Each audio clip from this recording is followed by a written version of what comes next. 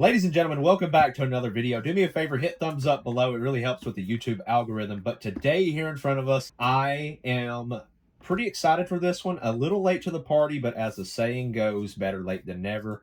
What do we have in this box? What just showed up here? Can you guys guess it? I mean, you guys know from the title. Look at this. Pixel 9 Pro. Okay, set that box to the side. Definitely a small box. We don't get a charger in here, you know, like what's the deal? But let's go ahead and see if we can get into this like that. Are we supposed to peel these here? I think so, right? I don't really normally. Oh no, can we peel it up like this? Is this what we're supposed to do? Is this how we get into the box? Did I just peel something off that wasn't supposed to be peeled off? I think I did, or did I? Maybe not.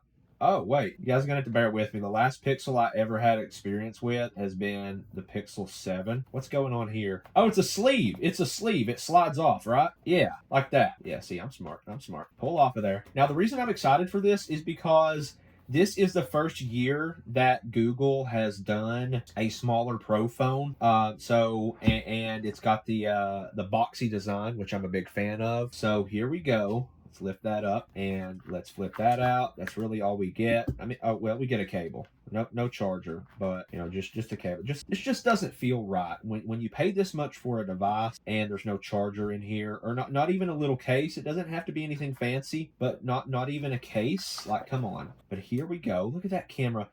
It's different when you see something in person versus in the videos, but this camera bar does look really nice. I think this is a nice looking phone. Let's see, do we just do it like this? No, that would like rip it, right? How do we undo this part? We just slide this off? Oh, we can. Heck yeah. So it's no like tearing it. Okay, I gotta.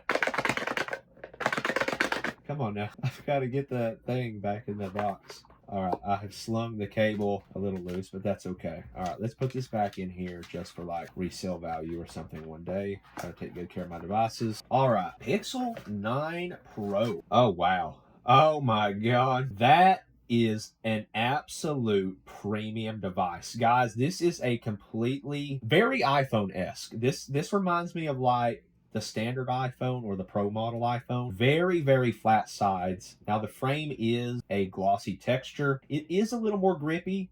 It's grippier than a matte texture, but it will pick up the fingerprints. Now the back of this is a matte texture and it feels absolutely fantastic. It's not really going to pick up those fingerprints. It doesn't have a texture to it like the OnePlus 12 has, but it is still a matte texture and it won't pick up those fingerprints. It does feel just like, I mean, a premium device, and it should for the price. Looks like we have our SIM card tray on the bottom, right?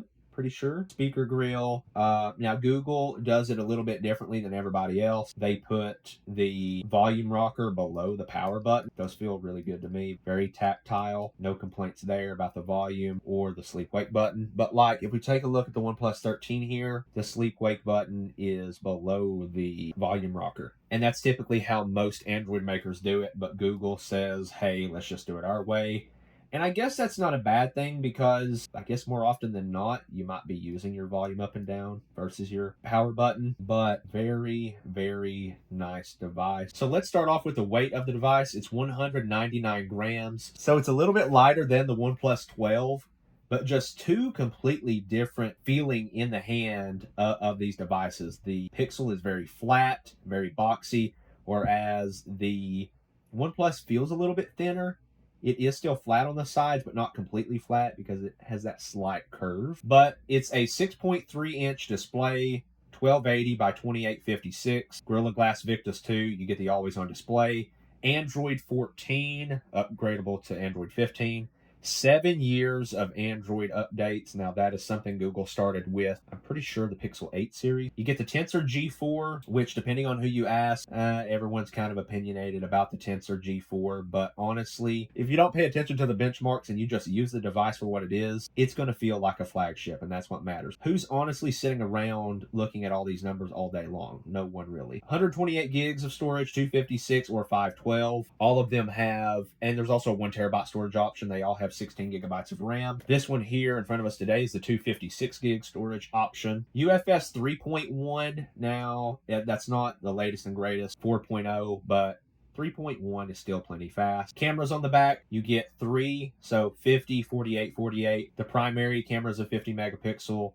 The telephoto is 48 and the ultra wide is 48. f1.7 on the primary camera, f2.8 on the telephoto, and f1.7 on the ultra wide. It's 123 degrees wide, so that's good. It'll capture a really wide photo. You can record up to 8K 30 FPS or 4K 60. I think that's 4K 60 is appropriate for most situations. 1080p 60 if you want to. Slow motion features are in there, 120, 240 FPS. Now, for the selfie camera, this should take some of the best selfies out there. 42 megapixels on the Pixel 9 Pro here as compared to 32 on the OnePlus 12, but the selfies will look a decent bit different out of each one of these phones. You can also do 4K 60 or 1080p 60 recording with the selfie camera. Ultrasonic fingerprint sensor. It also has the thermometer, so I'm excited to test that out. I think Google introduced that with the Pixel 8 series. A 4700 milliamp hour battery. That's a pretty large battery for a phone of this size. 27 watt wired charging, 21 watt wireless charging. That's with the Pixel stand. 12 watt wireless charging with the Qi compatible charger. You have reverse wireless charging, although it doesn't really give the wattage. And also here recently, Google has added a feature for bypass charging, so it will just stop charging and pull power from the outlet. So that's a nice feature. It'll prolong your battery health. But the thing that the Pixel, brings to the table is those 7 years of updates. You're the first person in line to get updates. You get all the latest and greatest AI features first. So I'm excited to review this. From what I know, Pixel 9 Pro is very, very good. But of course, I want to test it and see for myself. So make sure you guys hit subscribe on your way out. Let me know if I missed anything in terms of the specs. How is your Pixel 9, Pixel 9 Pro, Pro XL? Or if you have the Pro Fold, how has that been treating you? I appreciate you guys watching, and I'll catch you in the next video.